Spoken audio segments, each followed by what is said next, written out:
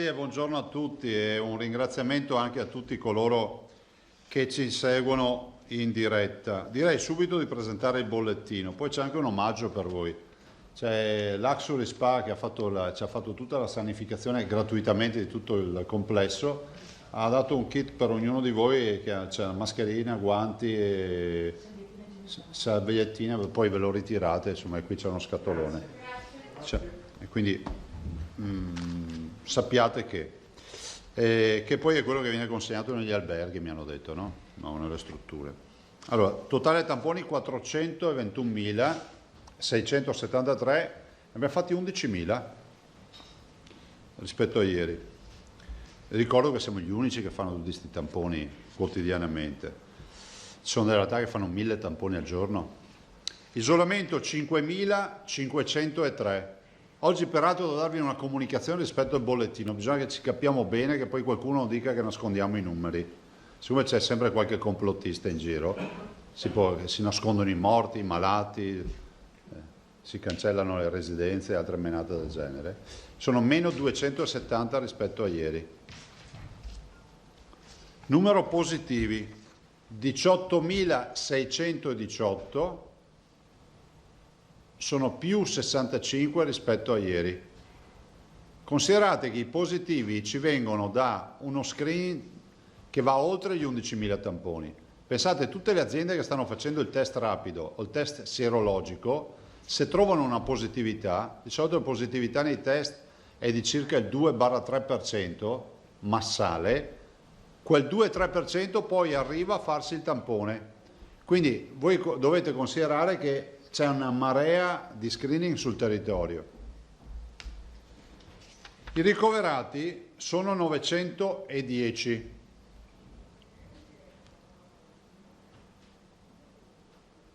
In particolar modo sono 831 in area non critica e poi vedremo. Però ecco cosa voglio dirvi. Sono arrivate nuove, eccolo qui, salutiamo anche l'assessore Lanzarin. Viene da Padova e c'era la Presidente del Senato, no? Giusto? E allora volevo dirvi, c'è arrivata una nuova circolare, quindi capiamoci bene, che ci dice che rispetto ai ricoverati e alle terapie intensive, i malati Covid sono solo coloro che sono positivi. Quindi rispetto ai 910 già oggi, perché vi dico che domani non troverete più 900, ma troverete un numero molto più basso, rispetto a questa circolare noi abbiamo 380 persone ricoverate che non sono più positive. Quindi se oggi avessi dovuto darvi il dato in base al bollettino nuovo, vi avrei dovuto dare 910 meno 380. Scusate. Capito? Scusa, no, non ho coronavirus, tranquillo.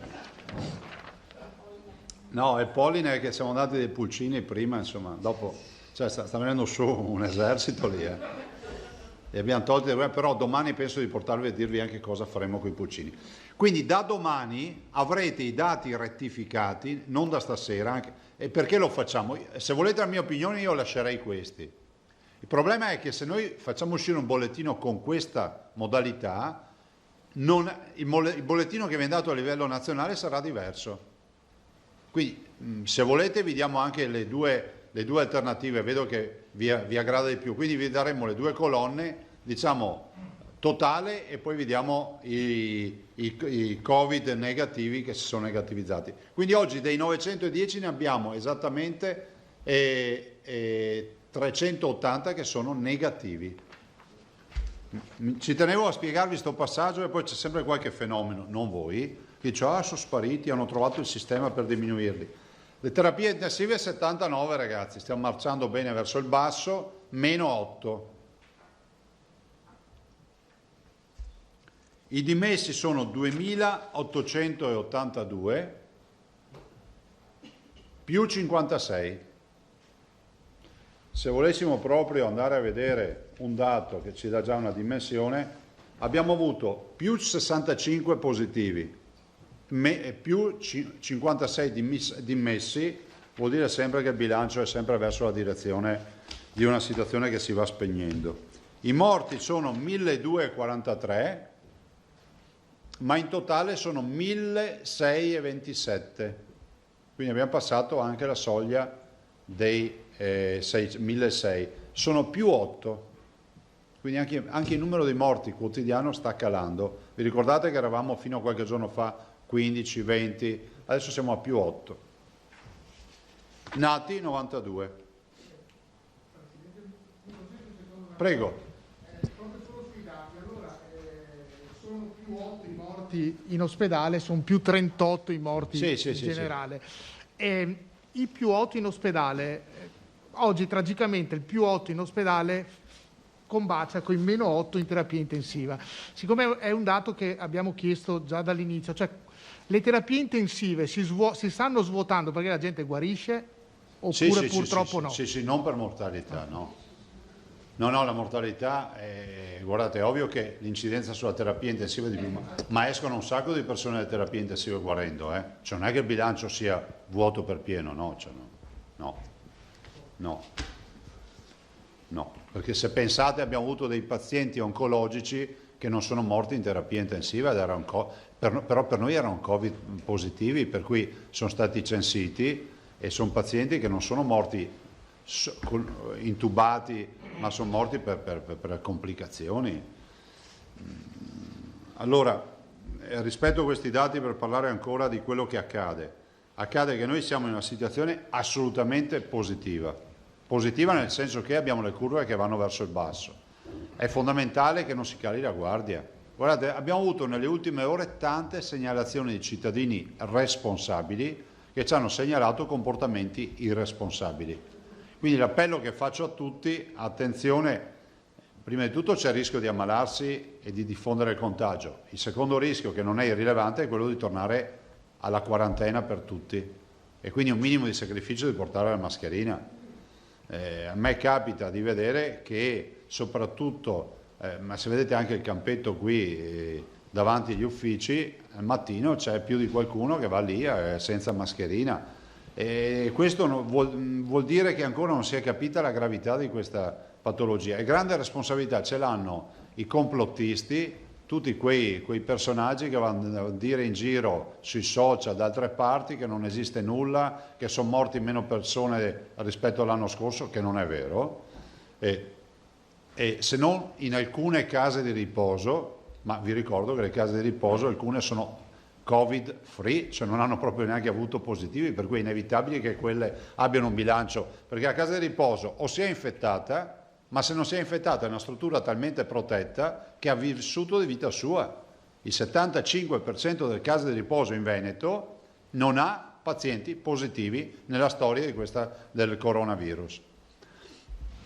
Quindi vi dico, l'appello che faccio ai cittadini, ho fatto anche questa mattina un tutorial per un vostro collega per la mascherina, bisogna usare la mascherina.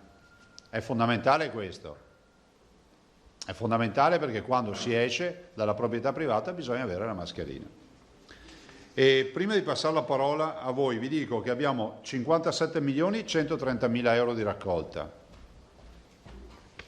e 37.400 donatori, poi vediamo anche lo schema. Poi ci sono arrivati un sacco di lavoretti, questo è un bambino, Pietro Rigon di San Bruson, e ci ha mandato, guardate che bel lavoretto che ha fatto l'ospedale, poi si apre l'ospedale e dentro abbiamo scoperto che c'è una bustina e ci sono la donazione 5 euro. Quindi bello e creativo, bravo Pietro, e grazie per la donazione, e quindi sarà il 37.401esimo donatore, Pietro Rigon. Poi altri bimbi, Sonia Martinuzzi, andrà tutto bene, mi ha mandato anche una letterina, Sonia di Cervarese Santa Croce se non ricordo male. Poi ne mostro qualcuno oggi, la conferenza stampa, e questa è Gaia Fainello, e ha disegnato per la conferenza stampa. E poi altri disegni, questa è Camilla Marini di 9 anni, insomma un sacco di bambini. Poi c'è una bella lettera di un bimbo che vi voglio leggere perché veramente fa onore a quella comunità. Sono Alberto, un bambino di 7 anni, abito a Vo. Anch'io ho fatto il tampone e il prelievo, 7 anni. Sono stato bravo, non ho pianto e mi hanno regalato anche un uovo di Pasqua. Gioco a calcio nella squadra dei Colli e faccio il portiere. Sono orgoglioso di aver contribuito ad aiutare la scienza. Alberto Sinigaglia di Vo, 7 anni. E quindi questa è la civiltà dei Veneti e soprattutto dei nostri bimbi. Infine c'è Sara Cescondi, 5 anni,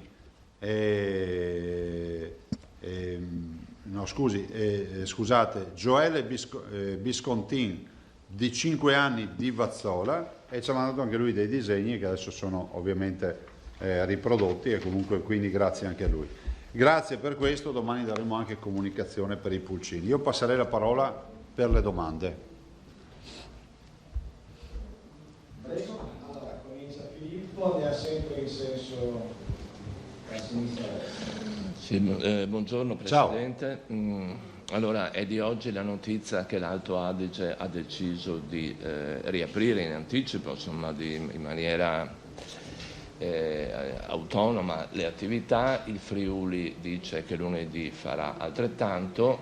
Vorrei sapere se da parte appunto del Veneto mi pare di capire, insomma, che dal Ministro Boccia, ma soprattutto dal Ministro Speranza, è stata manifestata indisponibilità a una riapertura anticipata.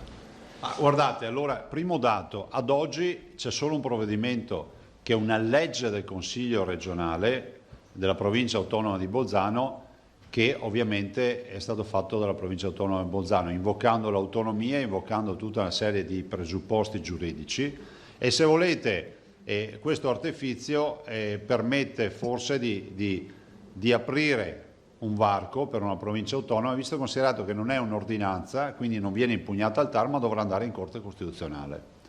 Questo forse è il vero ragionamento da fare. Mi sento costantemente col collega Fedriga e con gli altri colleghi, Totti, Fontana, Bonaccini, insomma tutti quelli che vi vengono in mente, e dico che c'è condivisione rispetto al fatto che il 1° giugno sia una data troppo distante. Allora, il governo decide in base alla legge. Voi sapete che in caso di emergenza è il governo che assume le decisioni, tant'è vero che noi non possiamo aprire delle attività, cioè qualsiasi ordinanza fatta dal sottoscritto, se va contro la legge, non ha nessuna efficacia giuridica. Oltre a non avere efficacia giuridica, mette nei guai tutti coloro che tirano sulla serranda e si trovano alle forze dell'ordine a far verbali. Poi c'è poco da fare i fenomeni da parte nostra. Questa è la vera storia. E lo dice uno, insomma, che quando si è trattato di forzare la norma, l'ha forzata, siamo riusciti a fare un referendum addirittura. Stiamo ragionando, penso che ieri la conferenza dei presidenti si sia espressa in maniera assolutamente legittima e onesta nei confronti del governo. Noi siamo stati sempre per la leale collaborazione, però è indubbio che i tempi di attesa si stanno troppo dilatando, è indubbio che non possiamo più attendere, e chiediamo, o quantomeno io in particolar modo chiedo, che il governo produca un provvedimento che potrebbe essere tranquillamente un DPCM nel quale si dice: si autorizzano le regioni ad aprire sulla base di un piano che vogliamo vedere. Quindi lasciamo alla fine l'ultima parola, se volete, da un punto di vista giuridico a livello nazionale, ma si possa presentare un piano e aprire. Guardate, è difficile spiegare. Io capisco che gli uomini di scienza vanno rispettati, io li rispetto, figuratevi. Io ho rispetto e pazienza, tanta. Però dico, è difficile spiegare che un'azienda con 1000 dipendenti può aprire e sta lavorando da settimane, e un negoziante che vende magliette in 40 metri quadri non può aprire. È difficile spiegare che delle attività possono avere degli assembramenti anche di centinaia di persone, e poi una parrucchiera non può tagliare i capelli e fare la conciatura a una signora o a un signore. Allora capite che anche dal punto di vista epidemiologico io vorrei anche delle spiegazioni rispetto a questo, a meno che non si consideri che il rischio da correre lo si corre o lo si è corso perché alcune attività vengono considerate più strategiche di altre, ma secondo me hanno dignità uguale quello che ha 1000 dipendenti come quello che lavora con le sue mani, punto e basta, perché questo paese l'ha fatto grande, gli artigiani, gli agricoltori, i lavoratori, le industrie, ma siamo tutti partiti nel dopoguerra con la fame. Adesso vedere bistrattati gli artigiani, i negozianti, non lo trovo giusto. Questo dico. Il governo, se c'è, batta un colpo. E guardate, lo dice chi ha sempre evitato ogni forma di polemica. Però io sono chiamato a difendere i miei cittadini e non faccio l'irresponsabile. I cittadini sappiano tranquillamente che se i dati peggiorano si chiude tutto. I cittadini sappiano che se non si rispettano le regole, come è fatto fino ad oggi, si rischia di chiudere tutto. Non voglio un giorno vedere dire ma Zaia era uno dei paladini di apertura e guardate qua. Ovvio, c'è il rischio dietro l'angolo, ma c'è oggi, c'era ieri e ci sarà anche il 1° giugno. A meno che non si voglia portare avanti questa apertura per non andare a votare. Ma allora prendo atto che in questo paese si vuole sospendere la democrazia. Perché se tu non ci vuoi far votare, vuol dire che vuoi sospendere la democrazia. Faccio appello anche al Capo dello Stato perché guardi dentro a questa partita delle elezioni, perché è un bruttissimo segnale. Pensate alla lettura che viene data a livello internazionale, o che potrebbe venire data a livello internazionale. Quindi dico che se il problema è la sicurezza, di sicurezza non ce ne sarà mai. Sì, ci hanno spiegato l'R0 e i parametri di qua, i parametri di là. Guardate, se parte un focolaio puoi avere anche l'R0 a 0, cioè rischio 0, se parte un focolaio ne basta uno. Ne basta uno che tu non trovi, che entri in una casa di riposo, che entri in un'azienda, che entri da qualche parte e nessuno se ne accorge, perché vi ricordo che l'incubazione c'è, ma c'è anche il problema degli asintomatici per questo virus. E quindi continua pian piano, tu misuri la febbre, ma sono asintomatici e quindi continua pian piano e ci riscopriamo un mega contagio. Ma può accadere oggi, domani, fra un mese, fra 3 mesi, fra 5 mesi, finché non è sparito il virus. C'è sempre questo rischio. Punto, dico solo questo. Altro? Allora, Emiliano, Prigioni, Marchiori e chiude Zernaro. Presidente, buongiorno. Ma da quello che si è capito, e rimango sempre sul tema del collega Tosato, è che andranno seguite insomma le linee dei contagi e noi già li abbiamo, quindi ci sono segni molto evidenti di quasi azzeramento e in più si è parlato di INAIL. Non riesco a capire quindi quale sia il problema di avere questa autonomia decisionale per le regioni che dimostrano effettivamente miglioramenti, netti miglioramenti. E mi aggiungo sempre al discorso dell'autonomia, fossimo stati autonomi, insomma fossimo autonomi, lei avrebbe aperto quindi anche lei subito?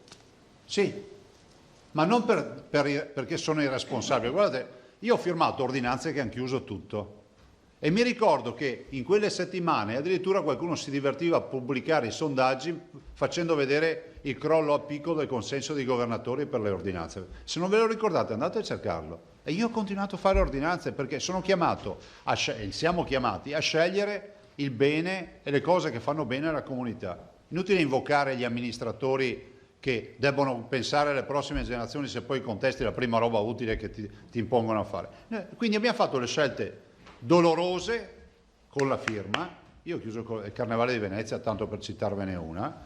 Bene, non è che uno si diverte a firmare un'ordinanza la domenica per chiudere il Carnevale, che il martedì è l'apoteosi. Boh. E per oggi vi dico che la percezione che abbiamo noi è che il rischio c'è oggi, domani, dopodomani, questo vi dico. Dopo, perdonate, voi sapete la battaglia che ho fatto, che abbiamo fatto, perché si potessero mantenere aperti i luoghi di culto, ve la ricordate questa, no? Che non ci sia qualcuno che scrive robe storte. Però io prendo atto che sulle chiese si è trovato un accordo e ben venga l'accordo, perché è giusto dar modo ai fedeli di andare. Io ho un approccio laico, però dico è sacrosanto che ognuno possa andare a pregare il suo Dio, no? Bene, allora mi chiedo, ma lì il comitato scientifico cosa ha fatto? Allora vuol dire che si può adottare la norma e la visione anche in maniera un po' più estensiva. Tutto qua. Cioè, se dopo deve decidere il comitato scientifico, io faccio un'altra proposta, che la prossima volta quando arriva il virus diamo tutto in mano al comitato scientifico, che consegniamo le chiavi degli ospedali e gestiscano anche gli ospedali, la sanità, tutto, e decideranno quello che vogliono. Cioè, cosa volete che vi dica? Io non ce l'ho con gli scienziati, però bisogna trovare una condizione di equilibrio. Cioè, il rischio zero non ci sarà mai finché non è andato via il virus. Il rischio zero non ci sarà mai. Questo penso che lo possano confermare tutti gli scienziati.